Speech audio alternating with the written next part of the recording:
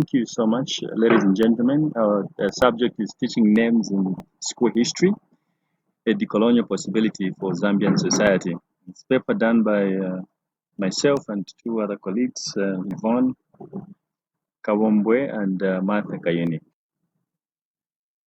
So just a little bit of a background. Zambia inherited colonial education, which focused on narratives of great men, neglecting contributions of ordinary men and women.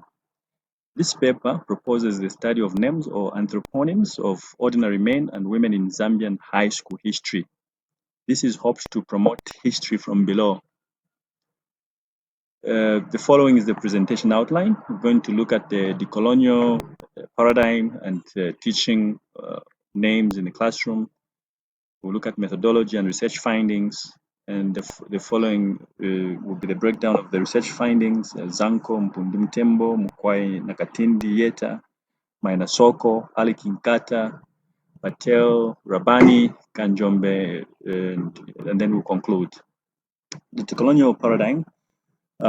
This paper adopts Ngugi's 1986 conceptualization of decolonization. For Ngugi, decolonization entails a process of overcoming the alienation of an African from her or his self, caused by the colonial devaluation of African culture, life, art, religion, geography, education, literature, and most importantly, languages. This is according to Chitonge, 2018. Harder, 1967, suggests that proper names in the classroom can give students a curiosity about names of persons and places. It can also give them the pleasure evoked by the discovery of the whimsical processes involved in naming places. The study of names in classrooms is also a technique by which to overcome limited resources through interviews with local historians and searches of primary documents in village records and college libraries. It also gives the students an experience in integrating several disciplines such as history, geography, linguistics, sociology, anthropology, and foreign languages. Studying names in the classrooms also provides information on how language changes and how place names become important in historical political contexts, an opportunity to discover history of their own community and to alienate local fictions. Finally, studying names in the classroom also is a means of contributing to the growing of scientific knowledge in onomastics. In Kazakhstan, the names of prominent or historical figures as well as place names are taught in language classrooms. These lessons take the form of debates, research projects, brainstorming, and others. Some of the examples include increase in the students' ethno-cultural competencies, strengthening of writing skills, and enriching vocabulary. We used a qualitative approach research methodology, and historical research design was used in this study. The study purposively sampled names of 5 ordinary men and women who made great contribution in Zambia, but their contribution is missing in school history. These people include Alick Nkhata, Maina Soko, Nakatindi Yeta Nganga, Zanco, Mpundu, Mutembo, and Patel Rambai, nicknamed Kanjombe. The data was collected using archival method and interviews. Data was analyzed using content analysis to show the contribution of these ordinary men and women.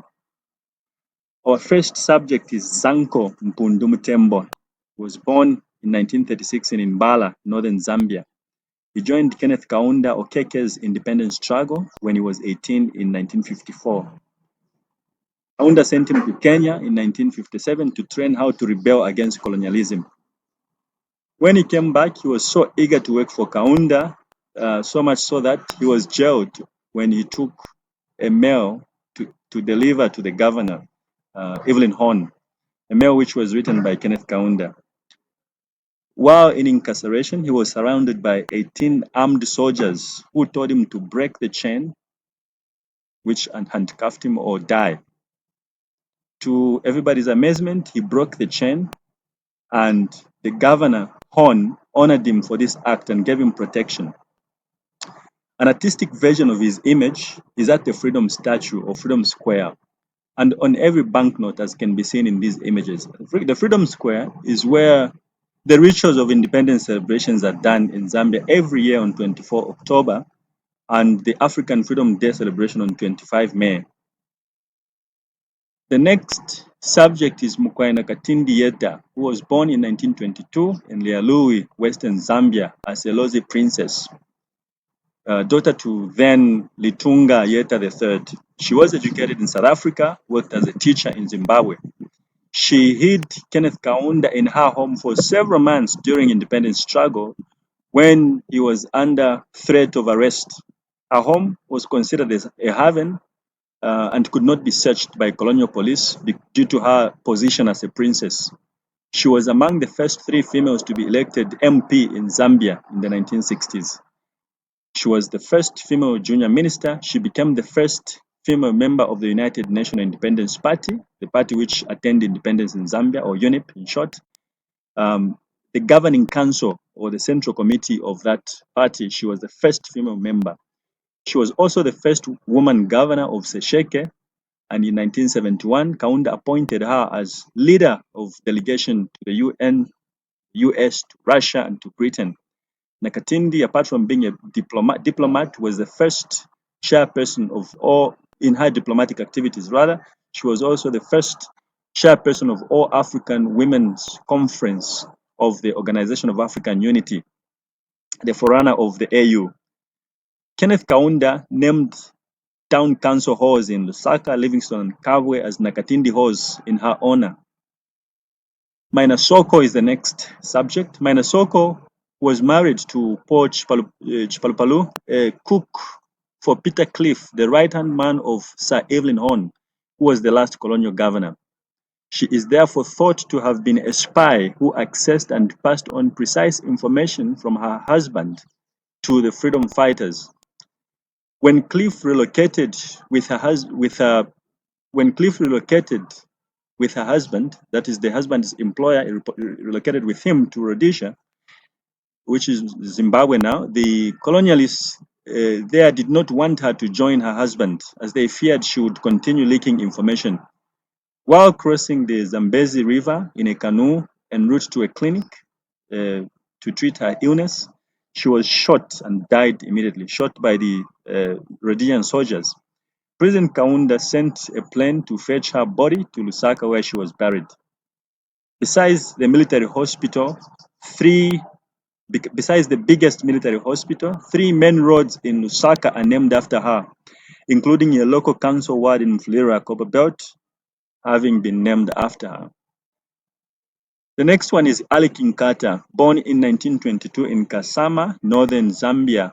He is said to have been the most popular musician in northern Rhodesia, southern Rhodesia, and Nyasaland in the 1950s and 1960s. He was a farmer and an announcer at the Central African Broadcasting Services. He was also a Second World War soldier who fought in Burma under the East African Division of the British Army. Nkhata was also instrumental in independence struggles as he composed music which was used during political campaign rallies. He also accompanied Kenneth Kaunda and sang at the rallies.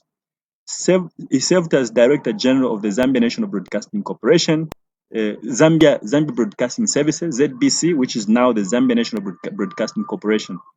In his retirement farm was close to a Zambia-based camp of Zimbabwe's People's Revolutionary Army, who were the guerrillas who fought against Ian Smith's Rhodesia.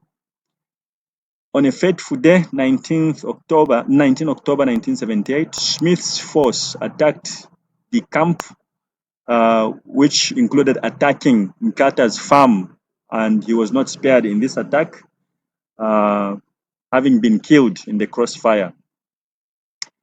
The last subject of our study is Patel Rambai or Kanjombe. Patel is an Indian shopkeeper in Lusaka who was born in 1924. He first equipped Kaunda with his own translations of Pandit Jawaharlal Nehru and Mahatma Gandhi's writings and distributed other literature on the Indian struggle for independence to freedom fighters in Zambia. This literature was prohibited. For instance, an Indian trader in Livingstone, Govanbai Nana, appeared in the High Court on a related charge. Patel was closely involved in the liberation of Zambia from the colonial rule. He organized scholarships rather for young nationalists such as Kaunda, Kapwepwe, and Munkayumbwe Spalo. When the Northern Rhodesian African National Congress was formed in 1948, Patel provided secretarial and printing work, which resulted in the political party starting to popularize its own cause or its agenda. He further offered his shop along Chachacha Road to be the temporal headquarters for the Congress. Patel's involvement in the Zambian struggle for independence earned him a local nickname Kanjombe, a name which he was frequently referred to during that period. When Kaunda was jailed for 2 months in 1955, Patel was providing him with food. Today, Patel writes mainly on living a healthy life and the benefits of eating vegetables, fruits, and other herb products, including necessary information on living a vegan life.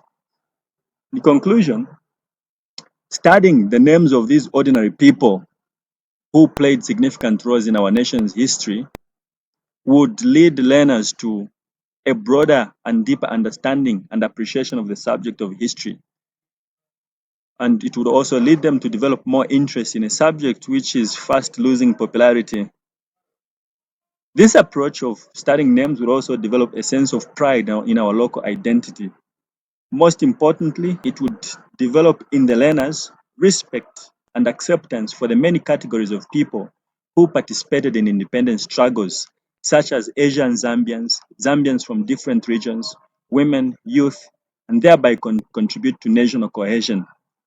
It would also contribute to decolonizing historical content in our curriculum, making the subject more locally relevant. Thank you. Okay, I will dive right in then. So in the presentation, the idea is to teach these names, right? To have people study these names. And so my question is like, what would that involve? Is it about just raising awareness about the people, or is there like an onomastic, what would be the methods, or what would they be studying as far as the names? When we say like names would be taught in the classroom, I was just curious about like how maybe the names would be taught, or what about the names would be taught, and would there be some sort of like onomastic pedagogy, or are you saying more that the people need to be talked about? Okay, so in the chat, Yvonne's saying the network isn't stable. We'll see if she can reply by chat. Oh, I see, more of raising awareness. So when you say name study, it's more just teaching them about these people as opposed to studying the names in particular, I think is the response. Okay, and there are a couple more questions in the chat. I know you can see them, but I'll just read them aloud for everyone. So would it be possible for school children to take field trips to see the street signs and places named for these people? And then some other questions. Does the nickname Kanjombe have a specific meaning you can translate into English? How common is it for children to be named after such famous leaders? That's a good question. So we'll see about the internet connection here and hope that we can get some answers. Oh, here's a response. So field trips are expensive. Not every school or learner can manage to pay for them, but they're recommended in the curriculum. Great. And then those other questions again, does the nickname Kanjombe, I'm sorry about my pronunciation, have a specific meaning that you can translate into English? And another question, how common is it for children to be named after these famous leaders?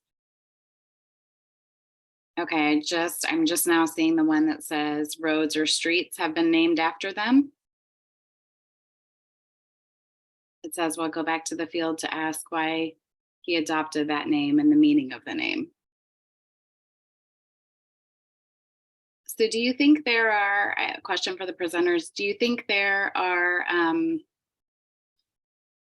that this could be adopted, that we should be doing this more in classrooms, and I mean in every culture. I mean, is there value to looking at maybe forgotten people and doing some kind of name study or exploring the names as part of the curriculum, maybe doing these field trips that were suggested in the chat?